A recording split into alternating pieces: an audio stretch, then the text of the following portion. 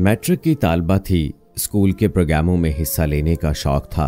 आवाज़ अच्छी थी, गाने का जुनून था और ये शौक सिर्फ स्कूल के फंक्शन में ही पूरा हो सकता था, जहां यौम आज़ादी और दीगर सालाना तकरीबात में नज़में और गीत वगैरह बच्चों से गवाए जाते थे। मैं उन बच्चों में आगे आगे होती थी। वालिदैन निहायत ईमानदार और खुले जहन के थे। स्कूल की तकरीबात में हिस्सा लेने से मना नहीं करते थे। उन्होंने हमको अच्छा खिलाया, पहनाया, जिस चीज़ की ख्वाहिश की पूरी हुई, किसी किस्म की कोई हसरत ना रही। तो तबीयत में इत्मीनान आ गया। स्कूल में एक लड़का अली नाम का था। उसका घर हमारे पड़ोस में था। नेक दिल और हमदर्द किस्म का था। जब भी बाहर निकलती मोहल्ले के चंद बदकुमाश लड़के आवाज़ें कसते या छेड़ने की कोशिश करते तो अली जो करीब ही कहीं मौजूद होता बाहर आ जाता और उन लड़कों से झगड़ पड़ता, उनकी बेइज्जती कर देता। 2-4 बार जब इसी तरह हुआ तो दिल में अली की कदर कीमत बढ़ गई। होते होते इस हमदर्दी ने दोस्ती का रूप धार लिया। लेकिन हमारे घर का माहौल ऐसा ना था कि लड़कों से दोस्ती की जा सकती, क्योंकि इस किस्म की दोस्ती को निभाना मुश्किल था। सो मैंने कदम आगे ना बढ़ाया। बस दिल ही दिल में अली का एहतराम करती और उसको याद करती थी। एक रोज़ हिना ने अली का नंबर दिया कि ज़रा इससे बात कर लो, मिन्नतें कर रहा है कि नंबर पहुंचा दो। मैंने 2 रोज़ तक बात ना की तो वो बोली, तुमको नंबर दिया था, बात क्यों नहीं की? अली बीमार है।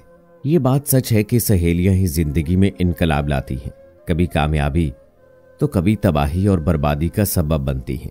जब हिना ने कहा कि अली बीमार है तो मैं फिक्रमंद हो गई और बेइख्तियार फोन मिला लिया।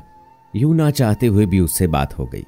उसने बताया कि मैंने हिना को नंबर नहीं दिया था, क्योंकि तुम्हारे घर के माहौल को जानता हूं। ये काम उसने खुद किया है। मैं बीमार भी नहीं हूं। बहरहाल तुमने फ़ोन किया तो मुझे खुशी हुई है और अब तो मुझे फ़ोन करती रहा करो ताकि खैरियत मालूम होती रहे। फिर मैं अम्मी से चोरी छुपे फ़ोन करने लगी, लेकिन एक दिन उन्हें पता चल गया कि मैं फ़ोन पर किसी लड़के से बातें करती हूँ। उन्होंने निगरानी शुरू कर दी और फ़ोन करने से मना कर दिया। तभी एक रोज़ हिना आई और कहा कि अली बहुत परेशान है। उसने पूछा है कि तुम फ़ोन क्यों नहीं करती, खैरियत तो है? अम्मी को पता चल गया है, वो फ़ोन ताले में रखती हैं। मैंने बताया। हिना अली के पड़ोस में रहती थी। मैं उसको पैगाम देने लगी। यूं उसके और मेरे दरमियान वो राब्ता बन गई। वो मुखलिस नजर आती थी, सिर्फ अपनी चरब जुबानी की वजह से, लेकिन दिल से मुखलिस ना थी। मैं उसको काबिल एतमाद समझती थी। ये बाद में पता चला कि कितनी मुनाफिक है। पहले पहल बनी और फिर रफ्ता रफ्ता मेरे और अली के दरमियान दीवार की तरह हायल हो गई। एक दिन अम्मी ने हिना और मेरी बातें सुन ली। उन्होंने जूता उठा लिया और खूब मारा। हिना सहम गई। बहरहाल इस बात का उसने फायदा उठाया, हमारे यहाँ आना छोड़ दिया। अली से खूब दोस्ती हो गई। मुझे कानो कान खबर न हुई और हिना ने मेरे खिलाफ बातें करके मुझको खूब बदनाम और सबको बदजन किया। जब उसकी सहेली राफिया ने मुझे बताया कि हिना तुम्हारे बारे में हर किसी से क्या कहती फिरती है, मुझे बहुत दुख हुआ। मैंने मौका मिलते ही अली को फ़ोन किया कि उसको ये सब बताऊं, मगर उसने ये कहकर फ़ोन बंद कर दिया कि हिना गलत नहीं कहती, तुम वाकई बुरी लड़की हो, तभी तो गली मोहल्ले के लड़के तुमको छेड़ते थे। वो हिना या और किसी लड़की को क्यों नहीं छेड़ते? जब लड़की खराब होती है तभी खराब लड़के उसके पीछे पड़ते हैं। ऐसा सुना तो मेरा दिल फटने लगा। वो शख्स जो मुझको मोहल्ले की सबसे अच्छी लड़की समझता था, वही अब सबसे बुरी कह रहा था। उफ मेरे खुदा, क्या लोग इतनी जल्दी दूसरों की बातों में आ जाते हैं? तो फिर एतबार किसका? एक आह सी मेरे दिल से निकल गई। अहद किया कि खुद को मिटा दूंगी, कलेजे पर पत्थर की सिल रख लूंगी, मगर अब किसी से दोस्ती का ख्याल भी दिल में ना लाऊंगी। बस एक दोस्ती ही काफी हो गई थी। कमसीनी में अगर कोई अच्छा लगे तो दिलो जहन में इनकलाब बर्पा हो जाता है। ये जख्म ऐसे होते हैं कि घाव फिर कभी भरते ही नहीं। उसे जितना भुलाना चाहा ना भुला सकी। घायल दिल घायल ही रहा। अब हिना मुझे जहर लगती थी। मेरी क्लास फेलो थी, मगर उसके साथ बात करने को जी नहीं चाहता था। वो भी जब क्लास में आती दूर बैठती, मगर जेरे लब मुस्कुराती थी। मैट्रिक के बाद हम दोनों एक दूसरे से अलग हो गईं। कहते हैं औरत पहली मोहब्बत को भुलाने के लिए दूसरी मोहब्बत में भी पहली मोहब्बत के आसार तलाश करती है, मगर मैंने अली की बेवफाई को ऐसे दिल से लगा लिया कि बीमार पड़ गई। उन्हीं दिनों मैट्रिक का रिजल्ट आ गया और मैं बहुत अच्छे नंबरों से पास हो गई। माँ बाप ने मुझे पसमर्दा देखा, बहुत समझाया कि जिंदगी की हकीकतों को समझो और अपने मुस्तकबिल के मुतालिक सोचो। इसी दौरान मेरे तायाजाद अली शान ने LLB कर लिया। मुझको बचपन से पसंद करता था। उसका रिश्ता मेरे लिए आया, मगर मैंने इनकार कर दिया क्योंकि मेरा दिल अली को याद करके रोता रहता। मैं बुरी लड़की नहीं थी, मेहनती भी बहुत थी, अली से शदीद मोहब्बत की थी। फिर मैं मुजरम बन गई, महज हिना की वजह से। जब कॉलेज में कदम रखा तो कुछ दिल बहल गया। 1 साल तो आराम से गुजर गया, मगर दूसरे ही साल मेरी जिंदगी में अजब मोड़ आया। मैं अंग्रेजी में चल ना पा रही थी। रोज अम्मी अब्बू से कहती कि मुझको ट्यूशन लगवा दें वरना फेल हो जाऊंगी। तब उन्होंने एकेडमी में दाखिले के लिए इजाजत दे दी। यहाँ का माहौल खुला था, मगर मैं अपने किसी क्लास फेलो से फ्री ना थी। बस जरूरत के तहत बात कर लिया करती थी। मगर एक लड़का था जो मुझसे बात करने के लिए कोशां रहता था। इत्तफाक ये कि वो अली का हमशक्ल था और बोलने का अंदाज भी बिल्कुल उस जैसा था, इसलिए मेरी नजरें बार बार उसके चेहरे की तरफ उठती थीं। उसको गिटार बजाने का शौक था और मैंने पियानो सीखा था। हमारी दिलचस्पी मुश्तरक थी। मैं उसकी बातों का जवाब देने लगी। हमारी अक्सर ब्रेक में मौसीकी पर बात होने लगी। यूं आहिस्ता आहिस्ता हमारी दोस्ती हो गई। हम बहुत खुश थे। जैन ने अपनी माँ से भी मुझे मिलवा दिया और वादा किया कि वो अपनी माँ को रिश्ते की बात करने जरूर भेजेगा। ये एक सीधी सादी सच्ची दोस्ती की इब्तदा थी, जिसमें जैन की तरफ से शादी का तसव्वुर बहुत वाज़े था। उसके वालिद अमेरिका में थे। वो एक लायक आदमी थे। बहुत अच्छा उनका बिजनेस था और काफ़ी रकम अपनी फैमिली को भिजवाते रहते थे। जैन पुरसुकून माहौल का, परवरदा और मस्बत सोचों का हामिल लड़का था। काफ़ी खुश मिजाज था। तभी हमारे 2 साल एक खुशगवार ताल्लुक के साथ गुजर गए और वक्त गुजरने का पता भी ना चला। अब मैं BA में थी और शहर के बेहतरीन कॉलेज में पढ़ रही थी। मैंने BA अच्छे नंबरों से पास किया। अचानक एक दिन जैन ने मुझको एक बुरी खबर सुना दी, जो उसके लिए अच्छी थी कि वो स्कॉलरशिप पर पढ़ने बैरून मुल्क जा रहा था। इस खबर से मुस्तरब होना लाजमी था, क्योंकि अली की याद की तलखी ने मेरा सांस बंद किया हुआ था।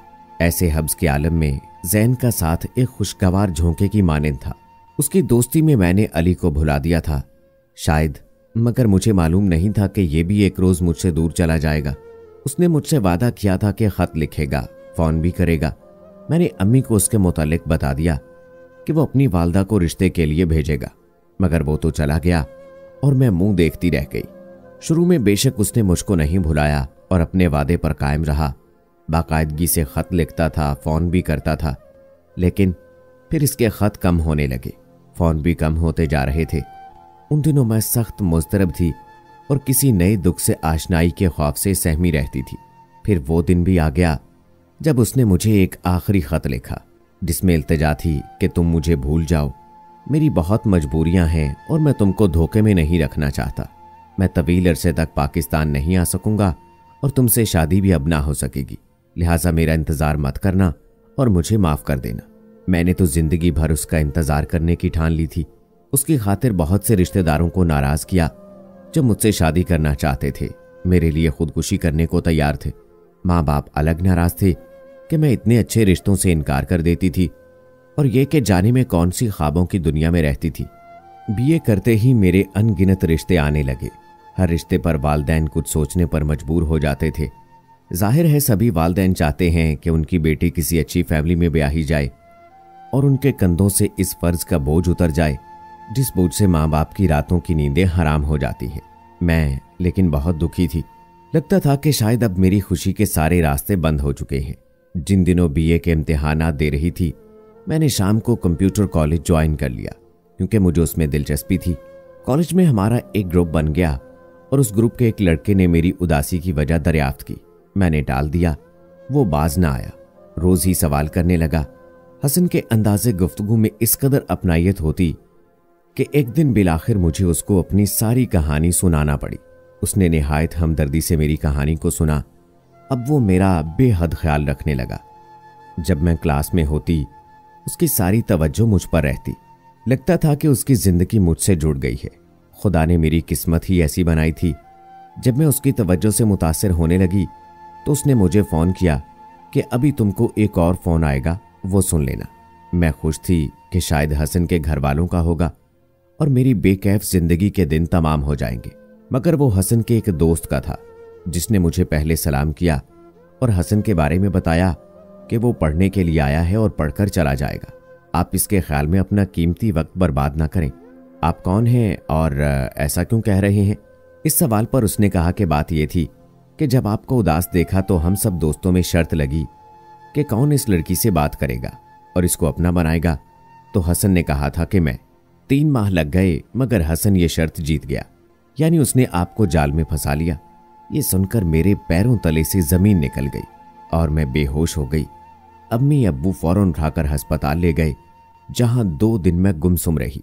डॉक्टर ने कहा कि इसको कोई ज़हनी मसला है, मगर घर आकर बहुत रोई कि आखिर ये मेरे साथ ही क्यों होता है। फिर मैंने हर किसी से कलाम करना छोड़ दिया। मुझको चुप लग गई, मैं ज़हनी मरीज़ा हो गई। कोई बात करता जवाब ना देती, लेकिन अकेले में खुद से बातें करती। लोग मुझे अच्छे न लगते, बस अपनी ही दुनिया में रहने लगी। जहन में एक ही सवाल उभरता था, आखिर क्यों हमेशा मैं ही ठुकराई जाती हूँ, जबकि मैं बुरी लड़की नहीं हूँ। इस सवाल का जवाब मैं ढूंढ नहीं पाती थी। शायद इसी वजह से मैं ज़हनी मरीज बन गई।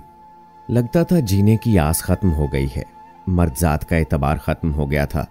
अली से मिले हुए 5 साल हो चुके थे, जो मेरी जिंदगी में पहली बार का पहला खुनक झोंका था। उसके प्यार की खुनकी को आज भी मेरा दिल महसूस करता था। अम्मी अब्बू मेरी हालत पर कोड़ते थे, सख्त परेशान रहते थे। कभी कभी उनकी परेशानी महसूस करके मुझको शदीद दुख भी होता। आखिर मेरा एक रिश्ता आया। लड़का बहुत खूबसूरत, अपना बिजनेस करता था और ये लोग बड़ी चाहत से आए थे। उन लोगों ने इस कदर इसरार किया कि वालिदैन इनकार ना कर सके और मुझसे पूछे बगैर ही शादी की तैयारियां शुरू कर दी गईं। मैं हवास बाख्ता सी घर में फिरने लगी। मेरी माँ ने मुझे लड़के को देखने के बारे में कहा, मगर मैंने देखने से मना किया। तब वो निकाहनामा साइन कराने लाए और मैंने वालिदैन की इज्जत का ख्याल करते हुए खामोशी से साइन कर दिए कि मर्दजात मेरे लिए सब एक जैसे थे, जो लड़की को बस कुछ दिनों के लिए अपना बनाते और फिर रास्ता बदलते या भुला देते थे। निकाह के बाद रुखसती की घड़ी आ गई। एक जिंदा लाश को उठाकर डोली में डाल दिया गया। यूं मैं पिया घर चली गई। शादी की पहली रात मुझ पर बहुत भारी थी। 2 अजनबी हाथों ने मेरा घूंघट उठाया तो खौफ से मैंने आंखें बंद कर ली। कुछ लम्हात के बाद आहिस्ता आहिस्ता मैंने आंखें खोली तो एक शनासा सूरत को देखकर हैरान रह गई। आंखों पर यकीन न आया कि ये वाकई अली है या वहम है मेरा। क्या इसका तसव्वुर ऐसा पुख्ता हो चुका है कि हर सूरत में मुझको अली की सूरत नजर आती है? ये सब सोचते हुए मेरा खून तेजी से गर्दिश करने लगा और जब अली ने मेरी उंगली में मुंह दिखाई कि वही अंगूठी पहनाई जो कभी मैंने उसको तोहफे के तौर पर दी थी, तो मेरा दिल उछलकर हलक में आ गया। बड़ी मुश्किल से मैंने निगाहें ऊपर उठाईं और फूट फूट कर रोने लगी। ये खुशी के आंसू थे क्योंकि मेरे सामने मेरा अली ही था, वो जो हकीकत के रूप में मेरे ख्वाबों की ताबीर था और जिसके तसव्वुर में मैं सायों के पीछे भागती रही थी।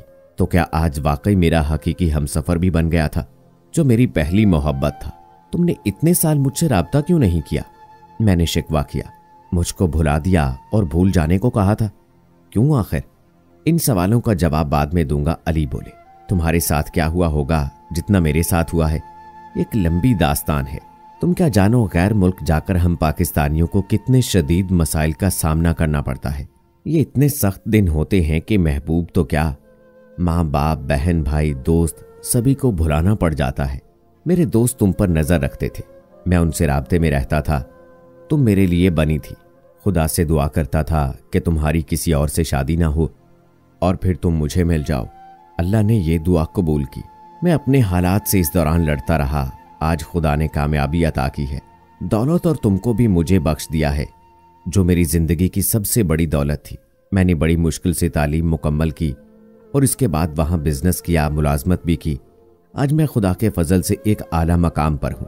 तुम्हारे वालिदैन का कहना था कि अब तुमको रिश्ते के बारे में नहीं बताएंगे क्योंकि तुम हर रिश्ते से इनकार कर देती हो। और हिना, उसका क्या बना? मैंने सवाल किया। उसने मुझको बदजन करने की कोशिश जरूर की, मगर मैं दिल से बदजन ना हो सका।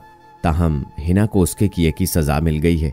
शादी के 2 साल बाद उसको तलाक हो गई थी और अब वो घर बैठी है।